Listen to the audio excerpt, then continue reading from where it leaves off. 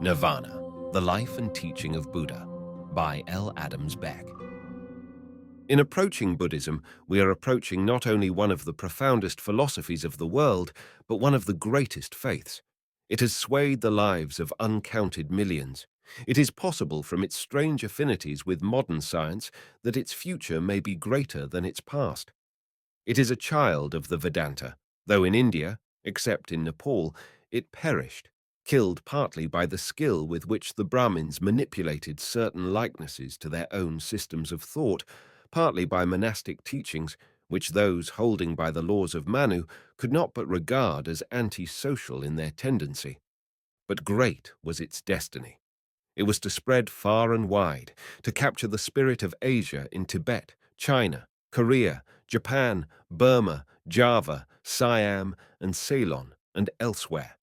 And it is beginning to capture such minds in the West as cannot satisfy themselves with the dogmas and failing influences of the Christian churches. I do not speak of the teachings of Christ. That is another question. First, I will give a sketch of his life. Then I will examine the philosophy. The founder of the Buddhist philosophy was born, according to the best opinion, about 6 centuries before Christ in the district of northern India now known as Bihar. His father is said to have been a wealthy chieftain or prince of the city of Kapilavastu and was ruler of the Shakyas. Thus, the Buddha was a member of the Kshatriya, or warrior caste. His father's name was Suddhodana. His mother's name was Maya. She died 7 days after his birth, and the child was nourished and fostered by her sister and co-wife, Mahaprajapati. The word Buddha represents a title which may be translated the perfectly awakened or enlightened. His given name was Siddhartha, which means he who has attained his aim. His family name was Gautama. He was heir to his father's princedom. In the Buddha, we meet with the only character which, in spite of inherent differences, can stand upon a spiritual parity with that of the Christ. Some would say, and perhaps not wrongly, that his intellectual power was mightier and stood higher. For these reasons, his personality has impressed itself upon the world's consciousness as none but that of the Christ has done. Both exhibited that indefinable power which mankind cannot resist because it appeals to the highest in them and summons them to the most cruel difficulties of renunciation and suffering with a promise of far-off peace as the ultimate. Bacon perceived this strange anomaly in man, which is indeed one of his most spiritual qualities. Call a man to relinquish warmth, comfort, a good dinner, and he will grumble. Call upon him to die for an idea, his country, his faith, and he goes forth radiant to torture or death. And the Buddha asked none to travel by a road which his own feet had not marked with blood. We find him first young, handsome, a prince of the noble Aryan race, with mental gifts that must have distinguished him apart from birth and beauty, an only son, heir to wealth and consideration. But we find him the prey of deep unhappiness. Love was his, for he had married a wife whose beauty, according to tradition, was enhanced by all womanly graces. He had an infant son whom he had named Rahula, a fetter, for already the spiritual leaven was working in him, which compelled a sad prescience of the fragility of earthly ties.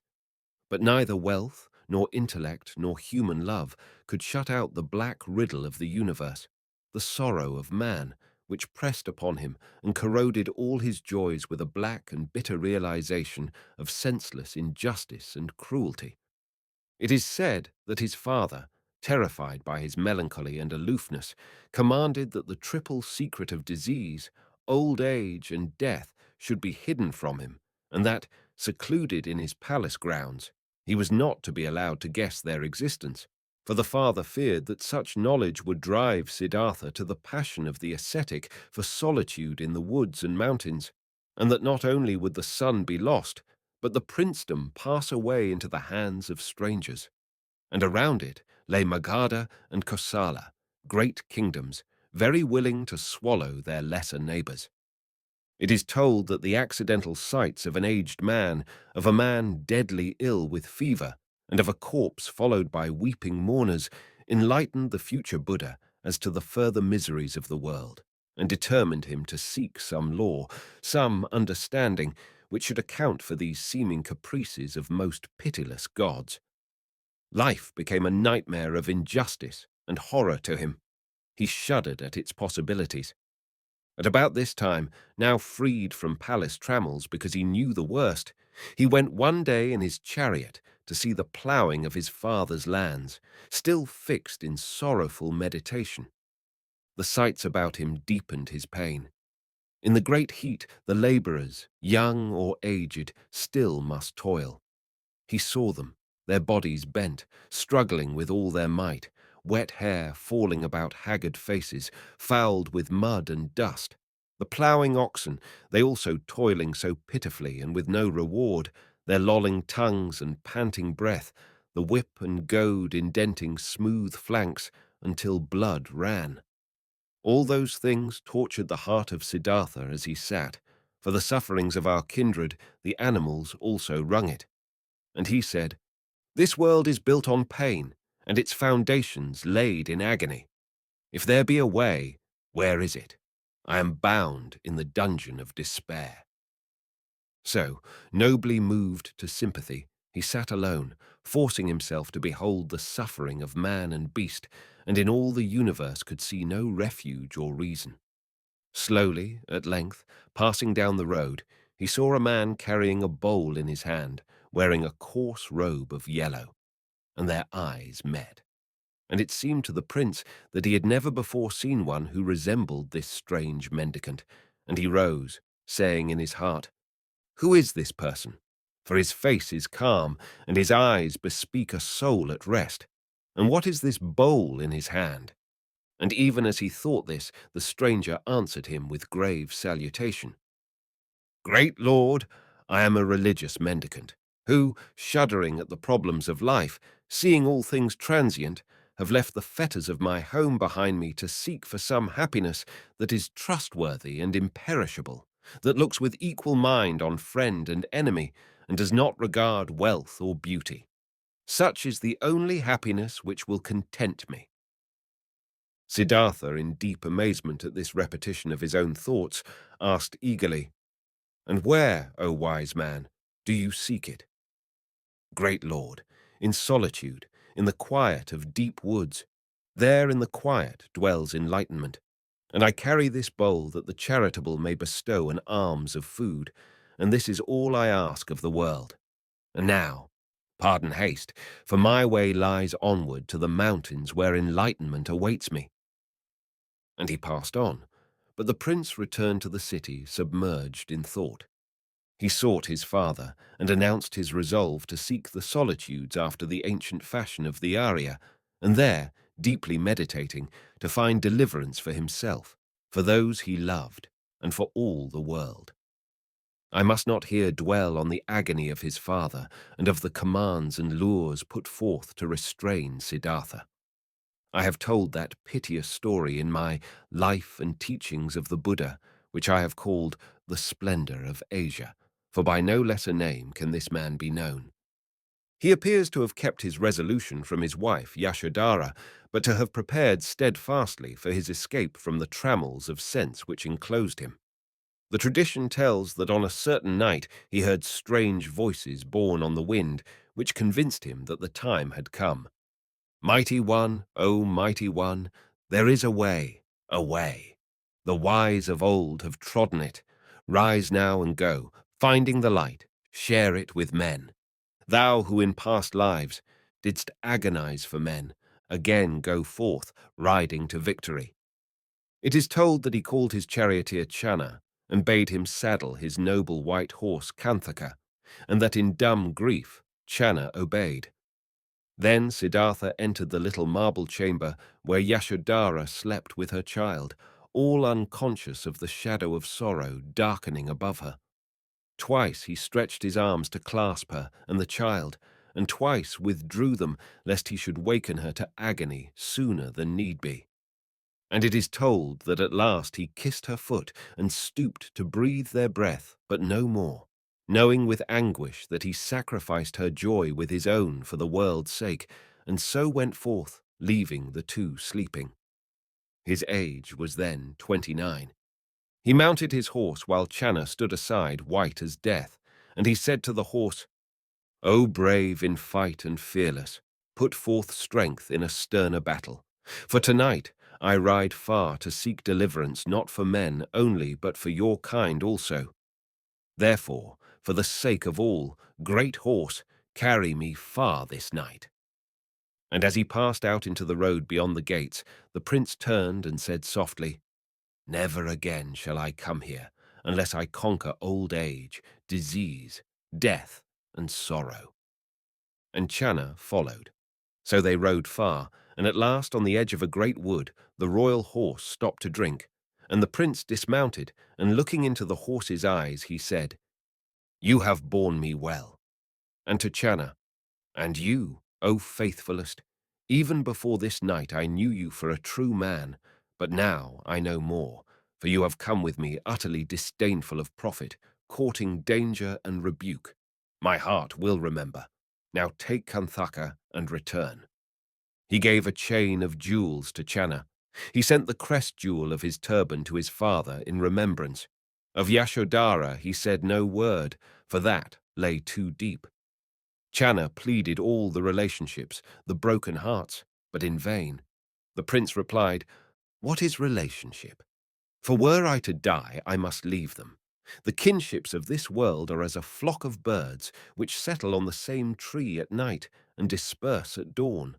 When I have found the way, I shall return, not otherwise." He turned and stroked the head of Kanthaka, who bowed it to his master's foot. "My horse, gentle and noble, your good deeds have gained their reward. No painful rebirth awaits you, this I know. Be content, for it is well."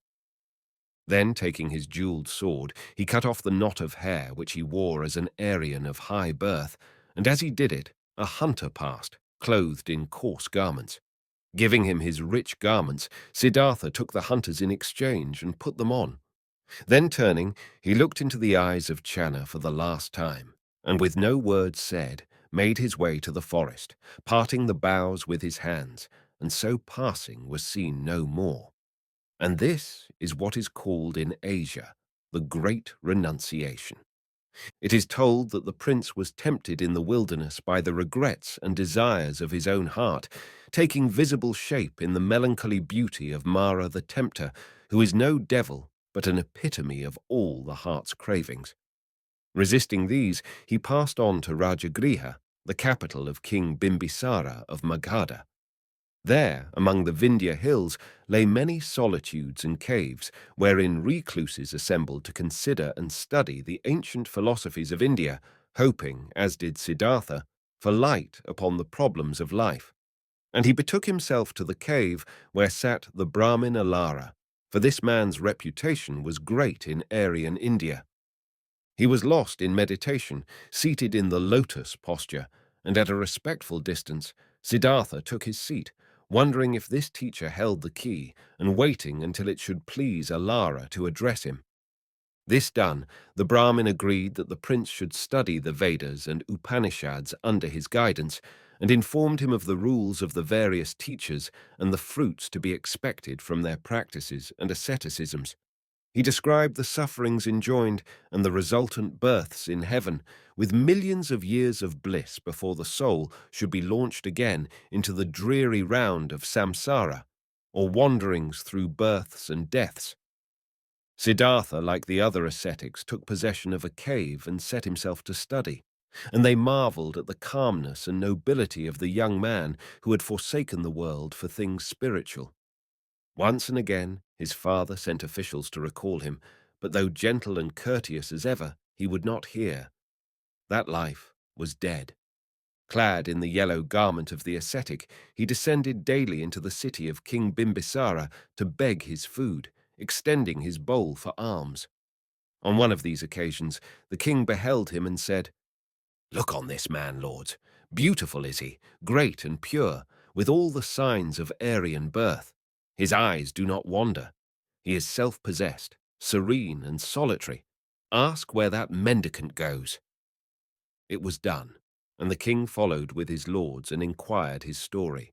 Hearing it, he lamented Siddhartha's departure from the world and implored him to return, offering him a share in his own kingdom, for he recognized his power and majesty.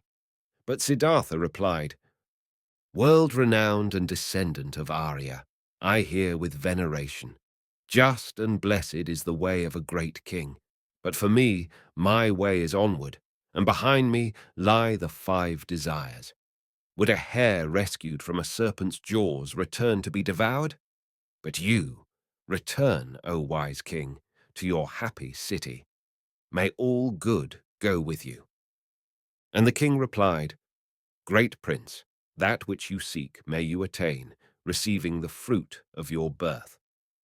And he followed him a little way in reverence, and then with his nobles returned to the city. With Alara, Siddhartha studied so patiently that the ascetics who followed Alara besought him to become their master. But after some years had passed, it became clear to him that the answer to the riddle did not lie, as the Brahmin taught, through ever-increasing spiritualization of the selfhood of man, though it was clear that this had been worth studying. Those great planes of spiritualization, lying one above the other, were as the medicament of a sore disease, but they were not its annihilation. There was left a spot of infection, though but a spot, by which the process of ever-recurring ignorance and consequent birth and death could begin again.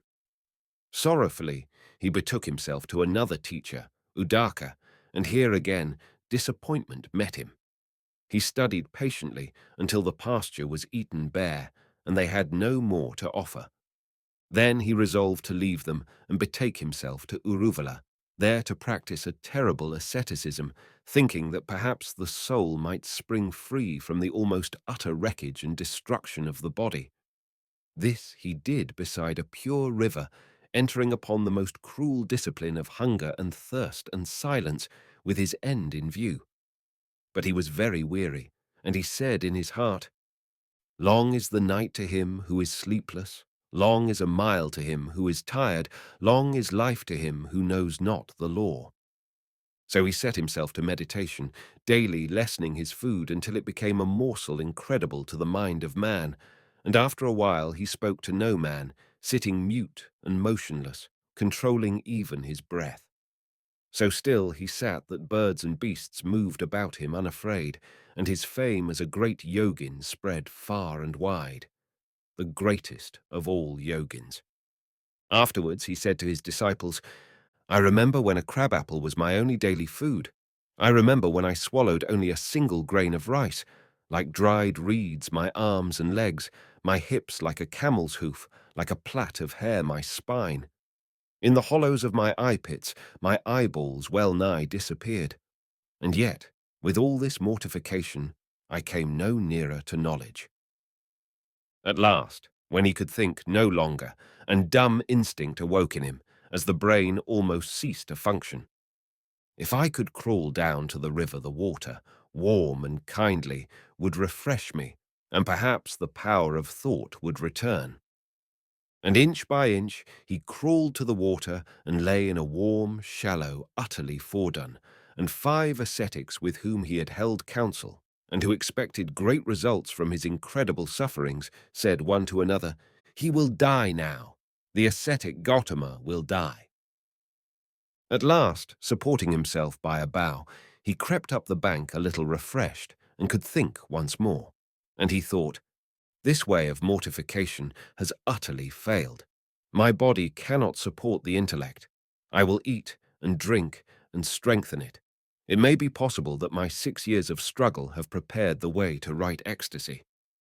Nearby dwelt the young wife of a wealthy householder, owner of many herds, and she had vowed that if her prayer were granted and she became the mother of a son, she would present every year an offering to the tree spirit of the wood. And now the little son was born, and she was full of gladness. So she took her best milk and boiled it with purest rice, herself making the fire and cooking it. This lady, Sujata, sent her maid Puna to see that all was prepared for her offering beneath the tree in which the spirit dwelt. And the maid ran, and beneath the tree was seated the Buddha-to-be. She believed him to be the tree spirit and rushed back to her lady, and Sujata put jewels upon her for a reward of good news, and placing the milk rice upon a golden dish set forth, glad at heart. A very beautiful account of this incident survives in tradition. So she came along the river bank, glad in the dawn, robed in grey like a cloud before sunrise, and about her slender wrists were bracelets of white chalcedony, and the grey and white of them resembling the river bubble before it breaks, and she came as softly. Seeing the prince, she knew at once that it was no tree spirit, but a holy ascetic in the last stage of exhaustion. Pity and reverence moved her heart, and raising the golden dish in both hands, she offered it humbly, and he partook of the pure food, while she watched with such joy as that with which a mother watches her child eat. And the virtue of it flowed through him like oil to a lamp extinct, and seeing this, and wishing him attainment, she departed, caring no more for the golden dish than as if it had been a leaf upon the ground. But the ascetic said angrily, "The ascetic Gautama has failed. He has nothing to teach us and is a backslider. Come, let us go to Benares." But Siddhartha, strengthened, felt energy swelling in him like a great river in spate, and he set steadfast steps toward the tree whereunder he was to receive enlightenment. From a man cutting grass for his cattle, he begged an armful of pure and pliant grass, and seeing before him a noble tree resembling a tower of leafage, he spread the grass beneath it, and seated himself with folded hands and feet, resolving never to leave it until he had entered upon enlightenment. And the night came softly down, and veiled him from the sight of man. It was a night of terror and temptation. Body and mind, apart and united, tempted him beyond human endurance. Visions of his life of love, luxury, and power beset his body. Intellectual doubts and difficulties attacked his mind. Delirious dreams and delusions fell thick as snow about him. But love and deep compassion for the sorrows of mankind held him firm, and he clung to his purpose as a great ship ploughs her way through tempest and tossing billows to the haven where she would be. And when the darkness thinned and the east became faintly grey, he received enlightenment. Not partial, not intermittent, but clear, steadfast, and perfect. He had attained the highest consciousness and received it with a cry of light. He beheld past, present, and future as one. He beheld true causation and the secrets of birth and death and the passing on into new lives. He beheld the so-called individuality or ego of man unraveled before him into its component parts like the unwoven threads of a garment, beholding in them no immortality or durability. And he beheld the truth, the way of escape. Illumined with all wisdom sat the Buddha, the utterly awakened, lost in contemplation of the universe as it is, having entered the Nirvana of peace. About him day and night made their solemn procession unseen, for he was lost in bliss. And at last, lifting up his voice, he cried aloud in triumph his song of victory. Many a house of life has held me, seeking ever that which wrought, the prison of the senses, sorrow fraught. Sore was my ceaseless strife. But now, thou builder of the body prison, now, I know thee, never shalt thou build again. These walls of pain, nor raise the roof tree of deceits, nor lay fresh rafters on the clay. Broken the house is, and the ridgepole split. Delusion fashioned it. Safe pass, I hence deliverance to attain. He had triumphed. For a while he sat in blissful contemplation, doubting whether it were possible to convey his knowledge to the world. I quote here, as I have done already, from the Splendor of Asia, for there I have already set this marvel forth. O bliss inexplicable, not to be confounded with others, but singular, lovely, and alone, not in the heavens unattainable, save by the strength of gods, but within reach of all who set their faces to the heights in true endeavour, for the little children of the law as for the wise and noble, and at the last, not the dewdrop lost in ocean, but the ocean drawn into the dewdrop. Thus, flooded with sunshine and bathed in peace, sat the perfect one. Here he received an offering of food from two Burmese merchants named Balika and Tapusa, the first whom he accepted into discipleship. Then rising, he determined to go to Benares to seek out the 5 ascetics who had scorned him and to open their eyes. His teachers, Alara and Udaka, were now dead. Otherwise, his first duty would have lain there. On his journey to Benares, he met a proud young Brahmin who nonetheless was interested by the great personality of the mendicant who passed him. Hoping to trap him, he cried aloud, "Ha, master! What constitutes the true Brahmin?" And the exalted one replied, "To put away all evil, to be pure in thought, word, and deed. This it is to be a Brahmin." The unexpected answer troubled the haughty man. He said with hesitation, "How is it that your face is so beautiful, shining like the moon in still water? Whence the peace that surrounds you? What is your noble clan, and who your master? Here in this country where all men struggle to find the way, what is your way?" And he who has attained answered, "Happy is he who has seen the truth. Happy he who in all the wide world has no ill will, self-restrained and guided. And highest is the bliss of freedom from the thought, I am I. No honorable clan have I. No teacher. I go alone and content."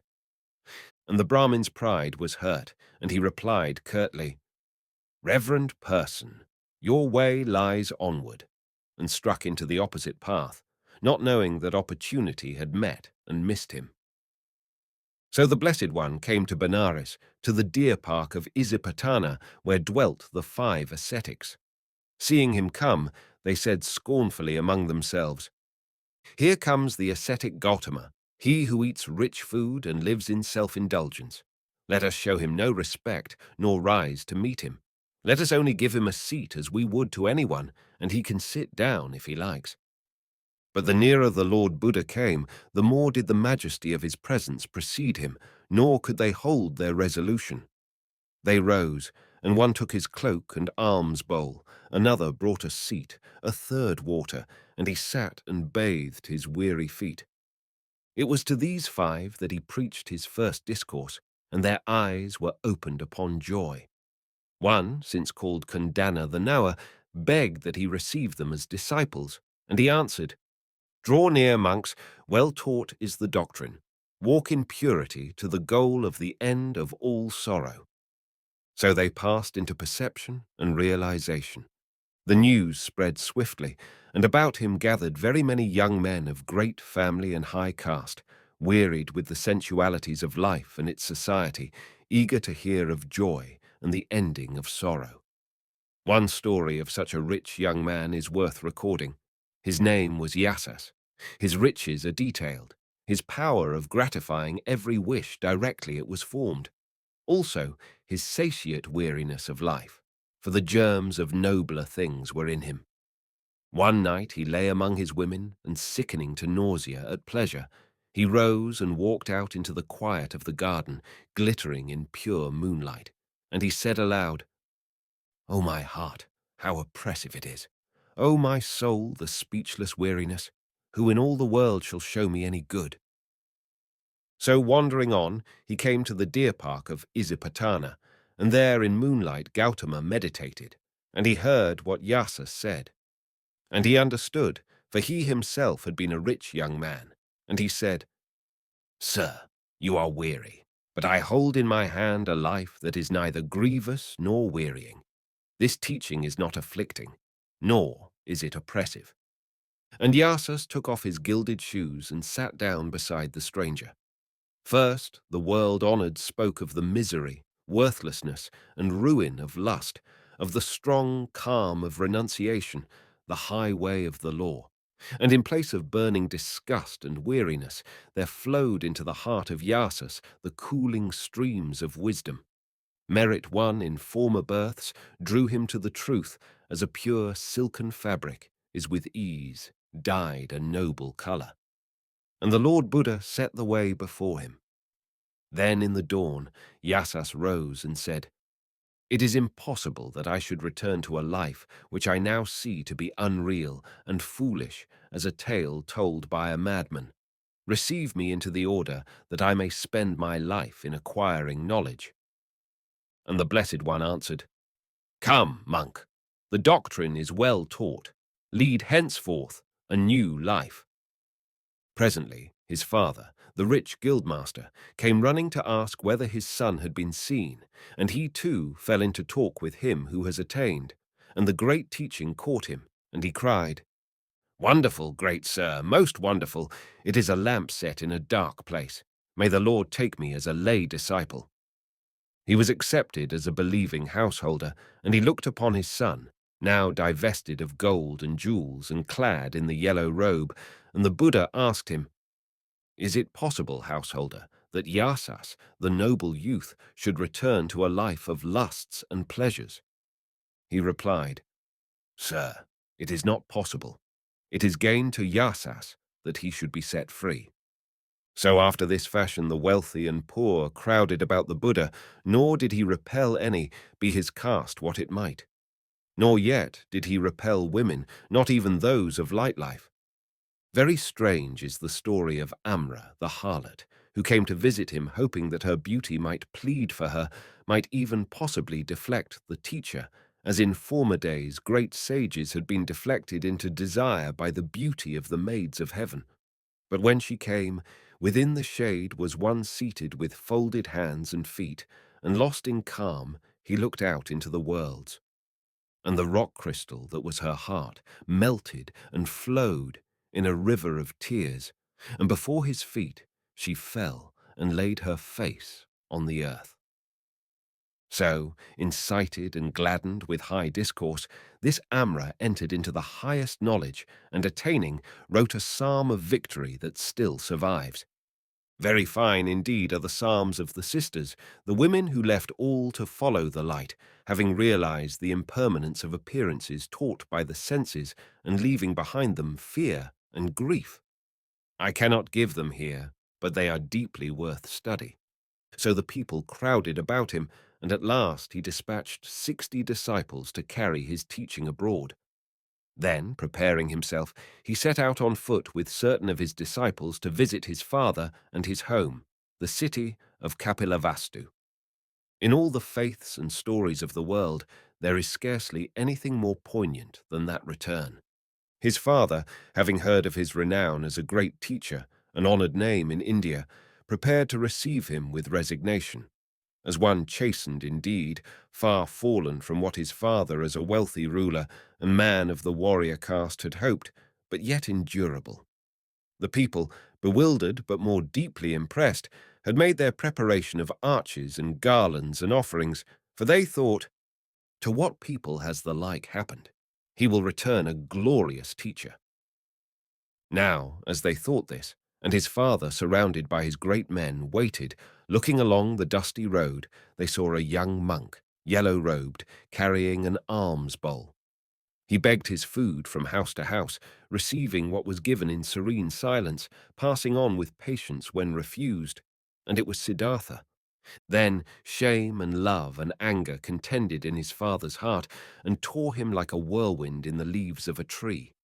He clenched his robe across his breast and cried aloud, "I am put to horrible shame. My son a beggar, our race is beaten to the earth with shame. My father, this is the custom of our race." He angrily denied this. "Not one of our ancestors has begged his bread." And the Buddha answered, "Maharaja, you and your high race claim descent from kings, but my descent is far otherwise. It is from the utterly awakened of ancient days, and as they have done so do I, and cannot do otherwise."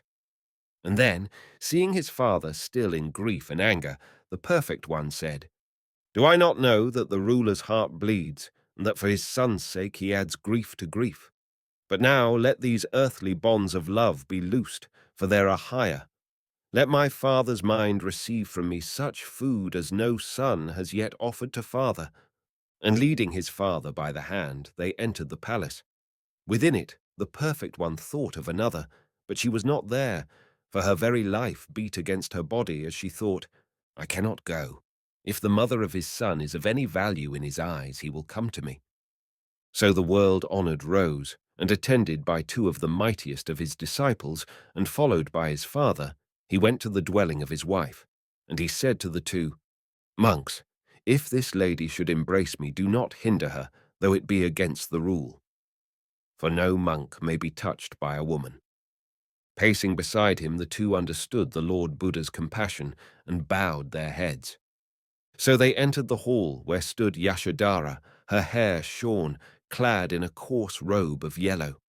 When she saw him, pride and love, each stabbed to the heart, strove within her, and with piteous eyes she watched him as he stood calmly regarding her with a look she could not understand.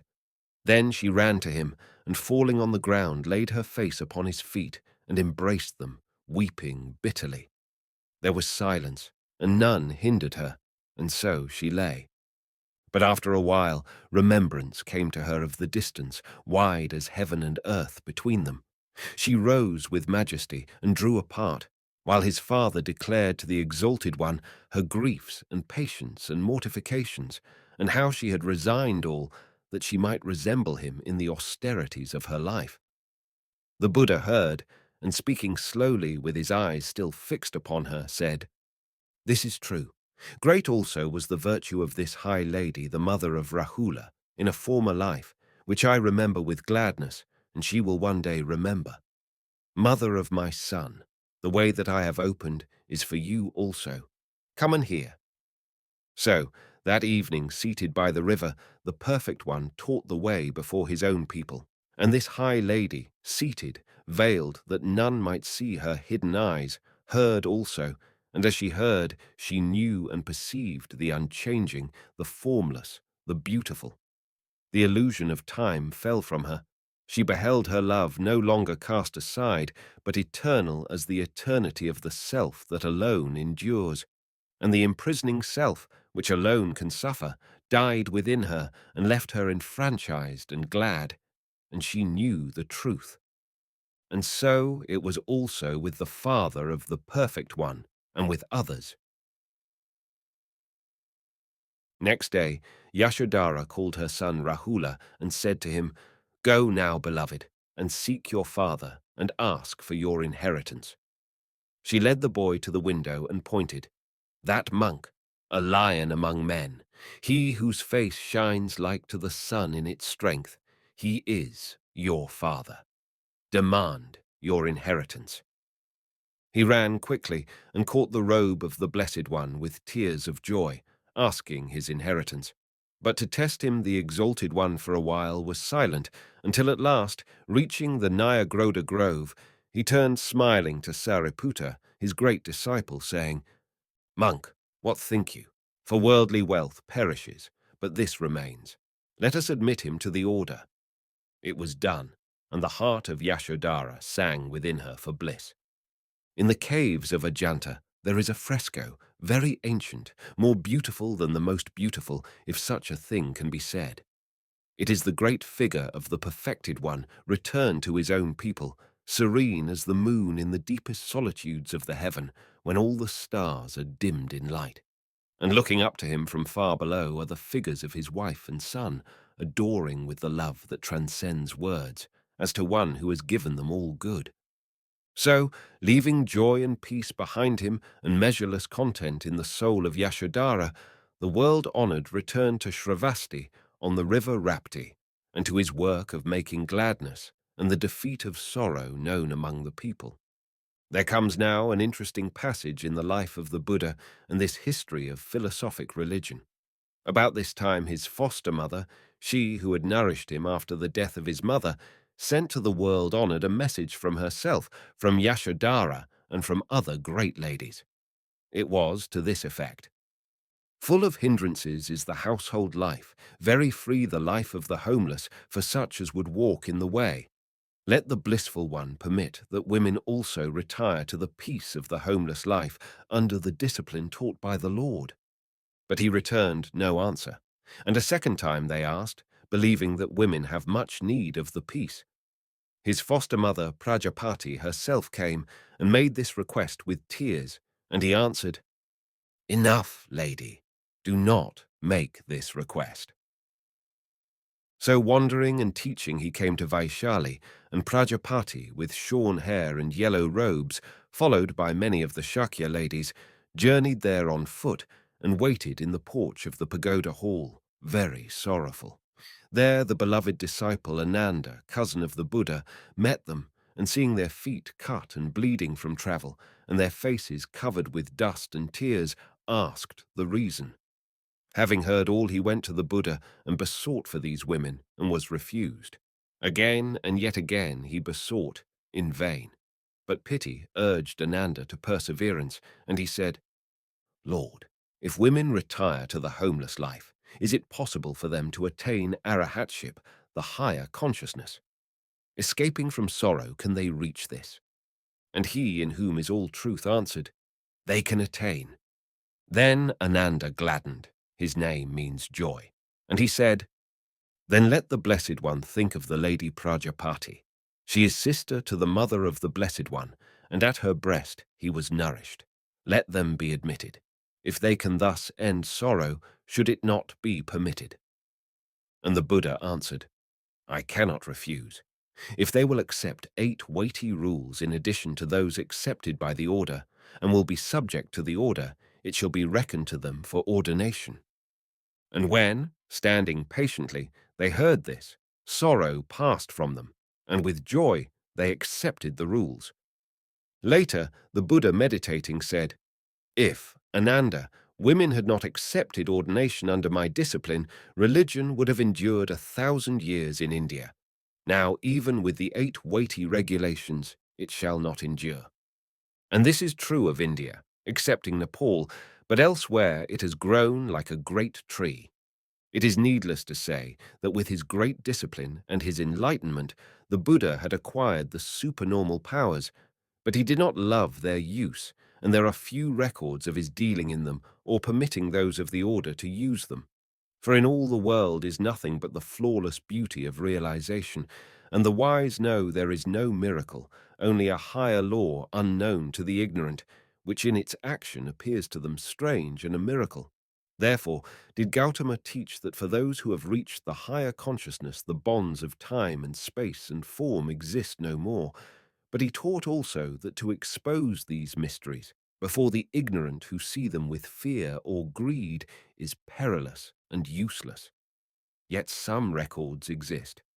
As thus, to the city of Rajagriha, the capital of King Bimbisara, went with him his mighty disciple Kassapa, so great and wise that many of the people of Rajagriha were in doubt which was disciple and which master. But the world-honored, willing to honor Kassapa and to demonstrate a truth, thus addressed him in presence of the king and people. "Welcome, great master, welcome. Rightly have you won wisdom, and now, as a wealthy noble displays his treasure to bring forgetfulness of sorrow to those who love beauty, so do you." Immediately Kassapa, composing himself into ecstasy, was raised up in the air, and this wonderful sight caused them to magnify the Buddha and implore his teaching, and he taught. So again, also, the Lord Buddha told this story while he rested once during the rains at Jetavana, that beautiful garden and dwelling presented to the order by the faithful merchant Anathapindika. There was a faithful, noble disciple who desired to hear again the words of him who has thus attained, and he came in the evening to the river Achirevati, hoping to cross by the ferry. But the boatman had himself gone to hear, and there was no ferry. Then, joyfully meditating on the light and lost to all else, that disciple walked on the water of the river, and his feet made no holes, and he went as if on dry land. But suddenly, in the midst, he saw the waves, and he remembered, and his joy sank, and his feet with it. For he feared, and fear is a fetter of the world of form, where illusion is strong. But again he strengthened his inmost soul in meditation, and he walked on the water, and so came to Jetavana and saluted the Blessed One, and sat respectfully beside him. Gautama asked, "Disciple, Did you come with little fatigue by the road? Did you lack for food? And he answered, Lord, in my joyful meditation I received support so that I walked on the water and did not sink. And the Buddha said, so it also was in past lives. We hear of his crossing a river in flood, standing suddenly on the other bank by use of the powers, and enabling those who were with him to do likewise.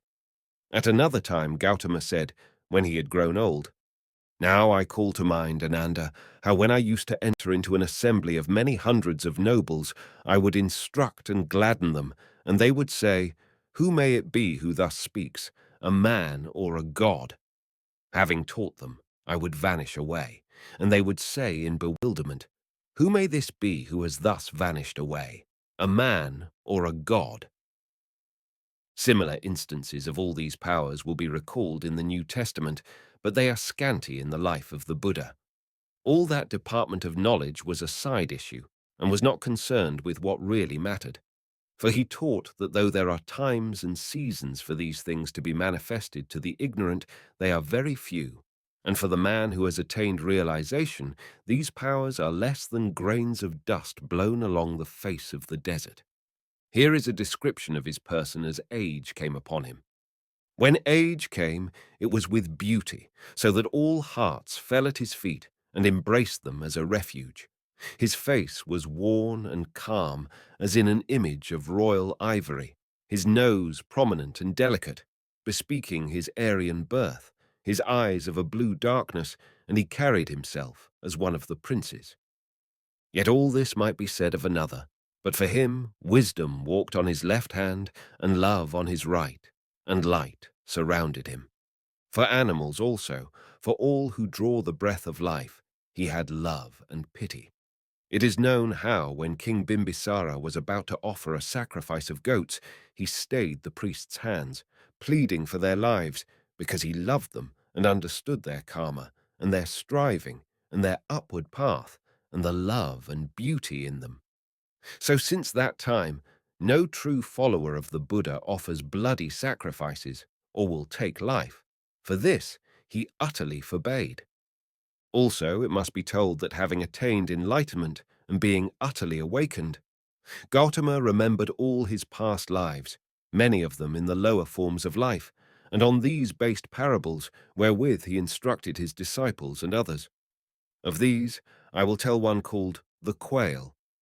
It so chanced that as he walked in the forest one day with his disciples, a great fire came roaring to where they stood, and some of the monks, not knowing his power, would have made a counterfire. But when it came within 15 rods of the Blessed One, it was extinguished like a torch plunged in water.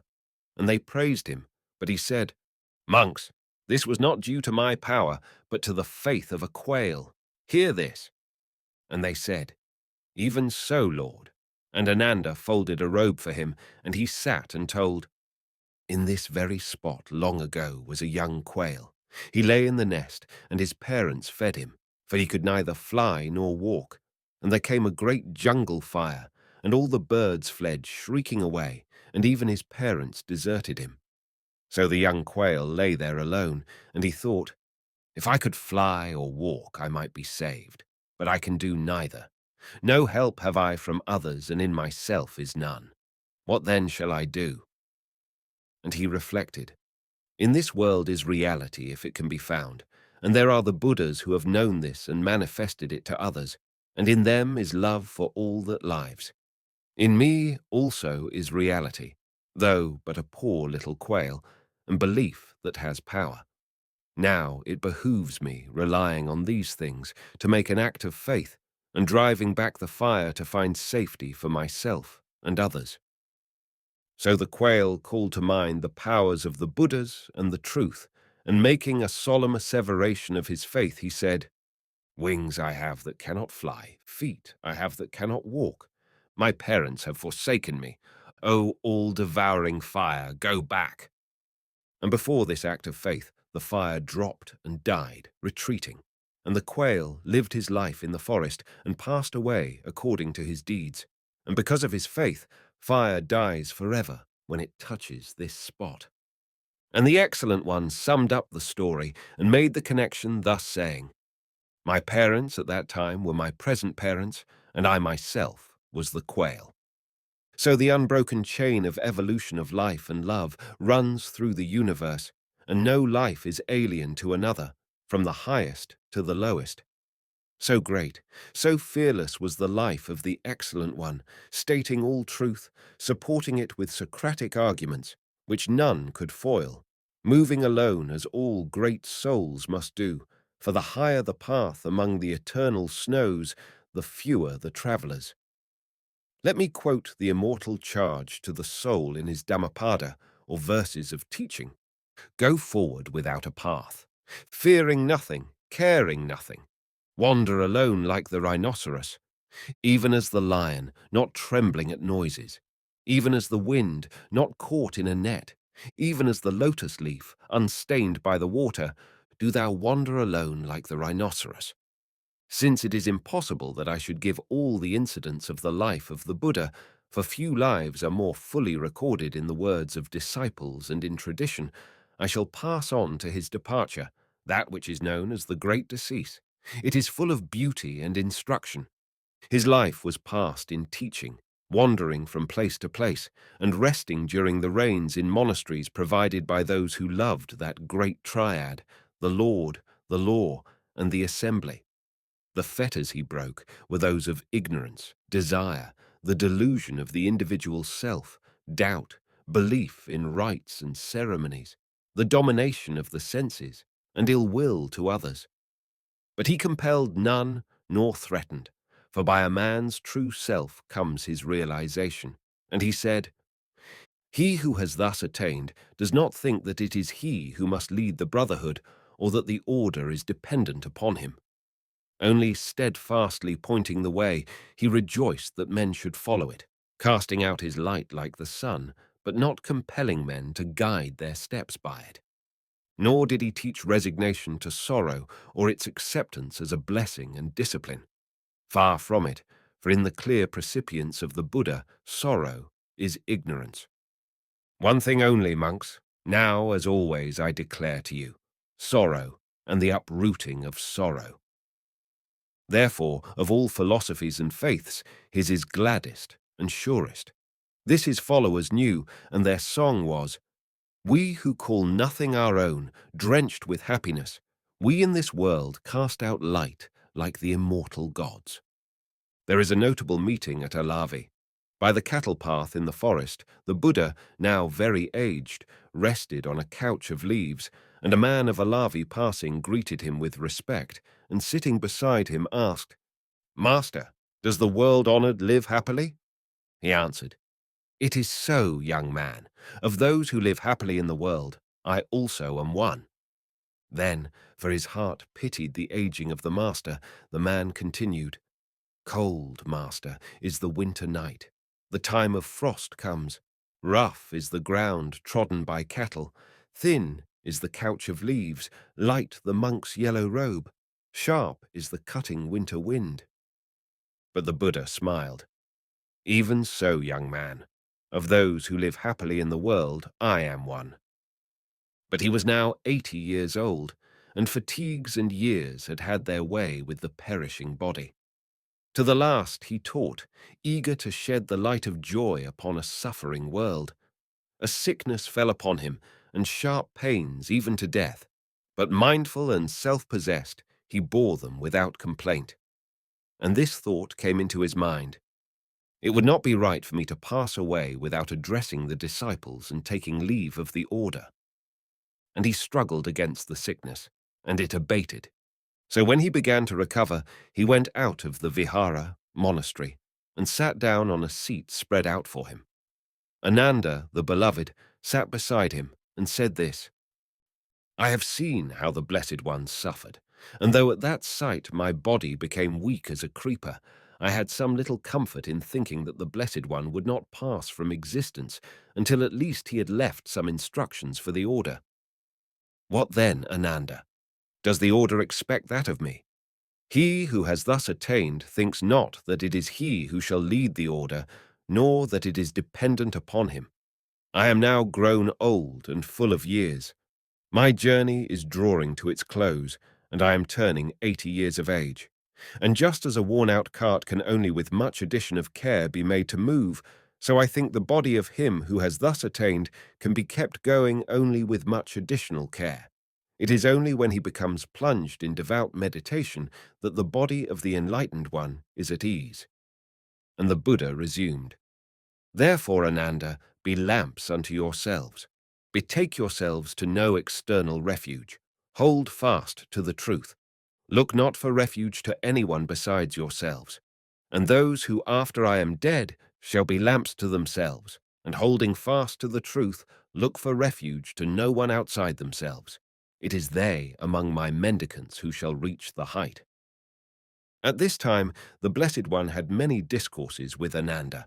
It was during one of these that he asserted one of the powers of the yogin taught by Patanjali, saying, Whoever, Ananda, has developed himself and ascended to the very height of the four paths to power, i.e., the four yogas, thus transcending bodily conditions and using those powers for good, may, if he desires it, remain in the same birth for an age, or that portion of an age which is yet to run.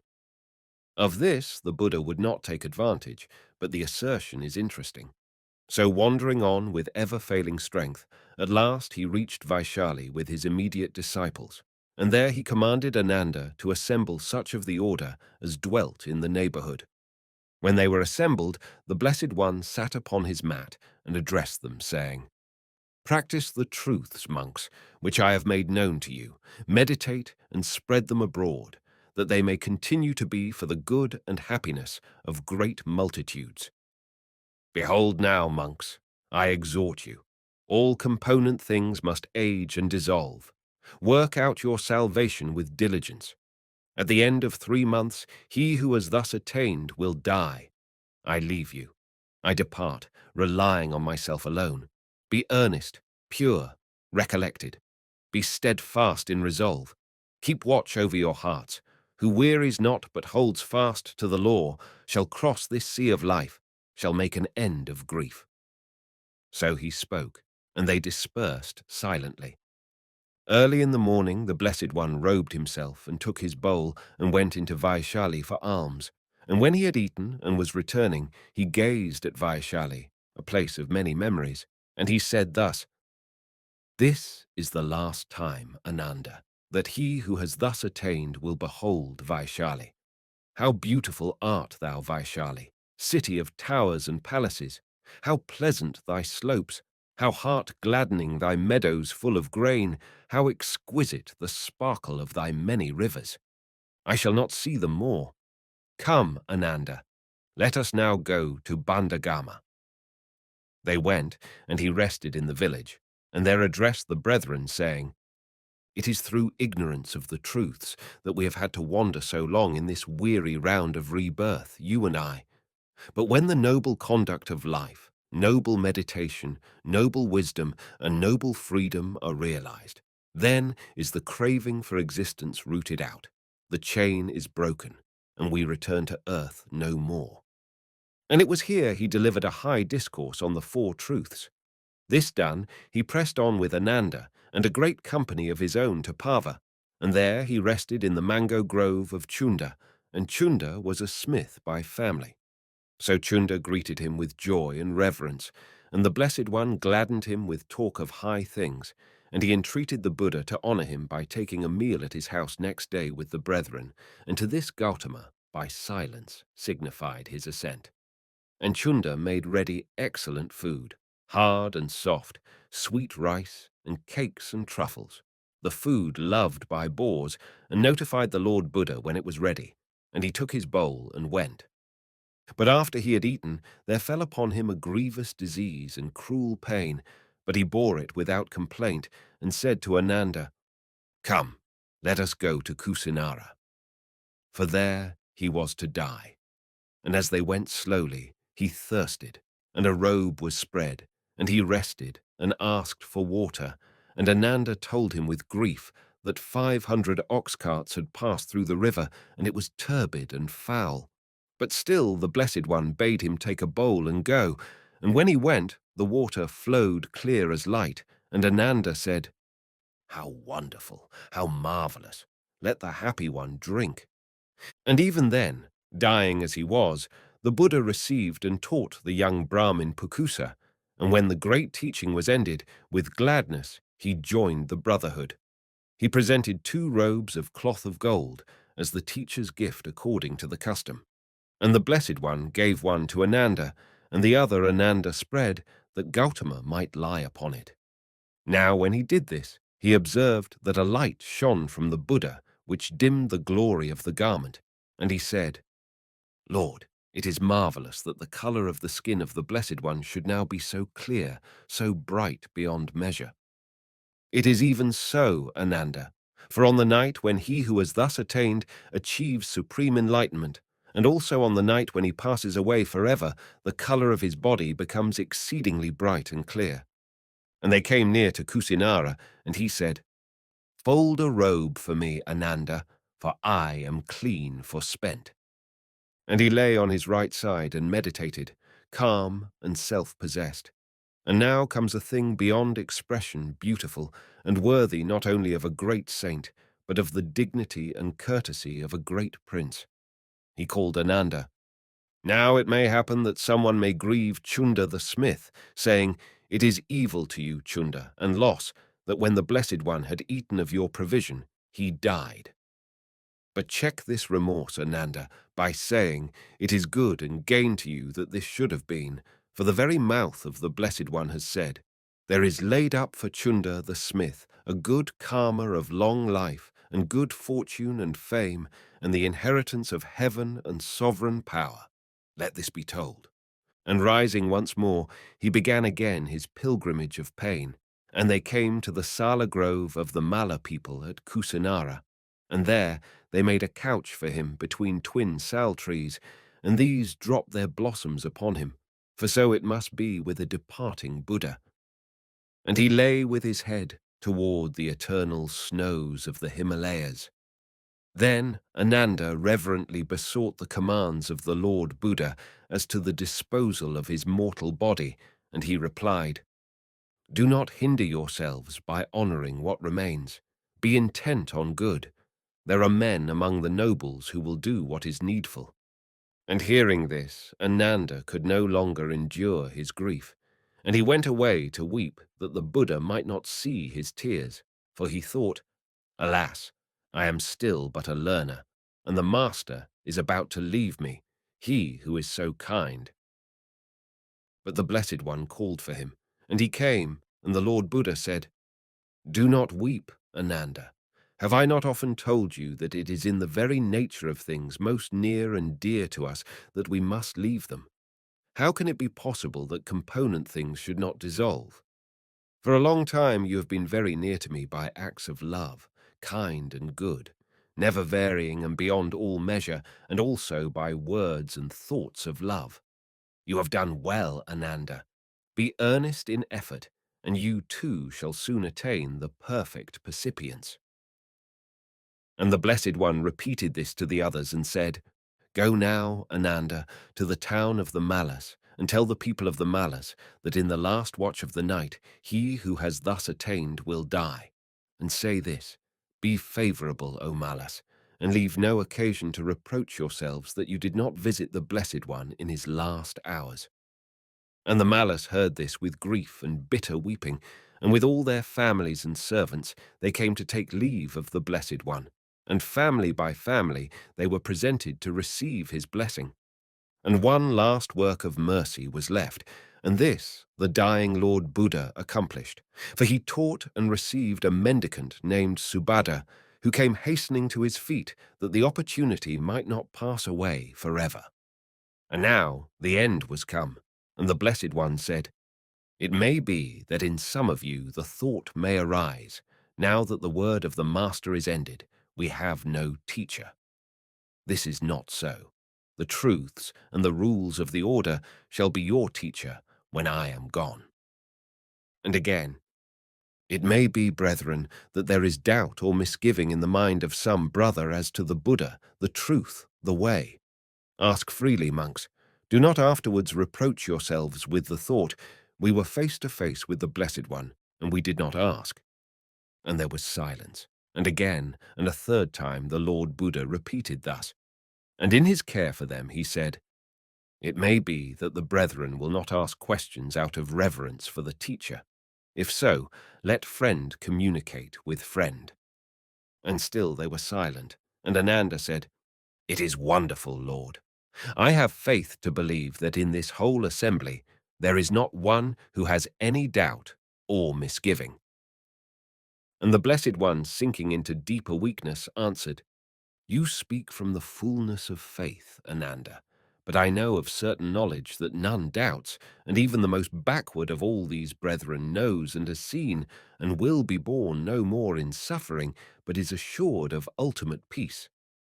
Then, knowing the parting at hand, Ananda knelt and hid his face by the Blessed One, and there was deep silence, and he who was thus attained lay with closed eyes, submerged in calm as in a great ocean. But after a while his eyelids opened, and for the last time his disciples heard his voice, strong in death. "Behold now, brethren, I exhort you, saying, transiency is inherent in all component things. Work out your own salvation with diligence." And they trembled, kneeling about him. Then the Blessed One entered into the first state of ecstasy, and rising from this entered into the second, and into the third and fourth.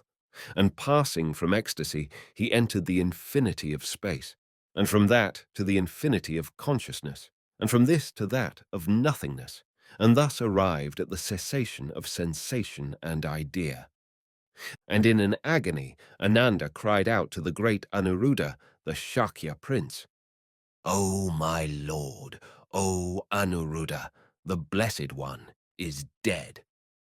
But he, leaning above that peace, said with calm, "Nay, brother Ananda, he has entered into that state where sensation and ideas cease, and all veiled their faces. And the mind of him who has thus attained retraced the way downward again and upward, and passing out of the fourth stage of rapture, he immediately entered the highest nirvana. And at the moment of his dying, the thunders of heaven broke roaring about them, and there was a great and terrible trembling of the earth. And the voice of Brahma, the personal creator, cried aloud, "All beings must lose their compound selves and individuality, and even such a master as this, unrivaled and endued with all the powers, even he has passed into the highest nirvana." And the voice of Indra, the king of gods, took up the tale. "Transient are all component things, they being born must die." And the great disciple, the perfected Saint Anuruddha, said these words, "When he, the desireless Lord, lay in peace, so ending his span of life, resolute and with unshaken mind, did he endure the pains of death, attaining his final deliverance from the fetters." But Ananda cried aloud, weeping in agony. Then there was terror. Then the hair rose on the head, when he who possessed all grace, the Supreme Buddha, died. So spoke all the voices of the phenomenal world, and those of the brethren who had not yet attained percipience wept in inconsolable grief. But the great arahats, perfected in wisdom, bore their sorrow calm and self-possessed, saying, "Transient are all earthly things. How is it possible they should not be dissolved?" And all that night did the great Sariputta and Anuruddha, two of the mightiest disciples, spend in high discourse, but Ananda wept, nor could be comforted. In the morning, Anuruddha addressed them all. "Enough, my brothers, do not weep, for those who have attained wisdom say, transient are all component things. How is it possible they should not be dissolved? This cannot be." And he sent Ananda to tell the true malice that the Lord Buddha had departed. And they came, lamenting, with great and costly preparation. And they encased the body of the Buddha in new cloth, and folded sheets of wool, and in a vessel of iron for the burning. And with devotion and spices and flowers they did what was needful. And the body of the Lord Buddha passed into grey ash, fulfilling all even to the uttermost. Now, when the burning was done, the true malice gathered the bones, and they took them to their council hall. And because Gautama was a man of the warrior caste, they surrounded them with a lattice-work of spears and a rampart of boughs. And there, for 7 days, they did homage with solemn dance and music and garlands and perfumes. And many sent, demanding portions of the relics, among them the king of Magadha, saying, "The Blessed One was of the soldier caste, and so am I, and I shall make a sacred monument and hold a solemn feast." And the Shakyas of Kapila, Gautama's own people, sent, saying, "He who has thus attained was the pride of our race. We are worthy to receive a portion, and we shall put up a sacred monument and hold a solemn feast." But at last the relics were divided, and without contention, even as the Blessed One would have desired. And to this day they are honored in many lands. And the great Ananda, casting away the fetters of love and retaining only its radiance, became a mighty arahat and laid aside all sorrow. None but those who know the sources can know how scanty and poor an exposition this is of that most wonderful life, and how much that is vital and lovely I have been obliged to omit. I can only refer readers to books named in the bibliography, including my own book, The Splendor of Asia, which is written not for scholars, but for the general reader. Let me, before passing on to the teaching, quote the saying of a great Buddhist scholar, one which none who have studied the subject will controvert. Perhaps never while the world has lasted has there been a personality who has wielded such a tremendous influence over the thought of humanity, and who recognizes this will also recognize that almost 2.5 millenniums ago the supreme summit of spiritual development was reached, and that at that distant time in the quiet hermit groves along the Ganges had already been thought the highest man can think. In the presence of the august beauty of the life, what more can be said, save that the mighty Buddha was child of the mighty Vedanta? These thoughts have brought the soul of philosophy to myriads. They will bring it to many more. The conquest of the West is still reserved for the East.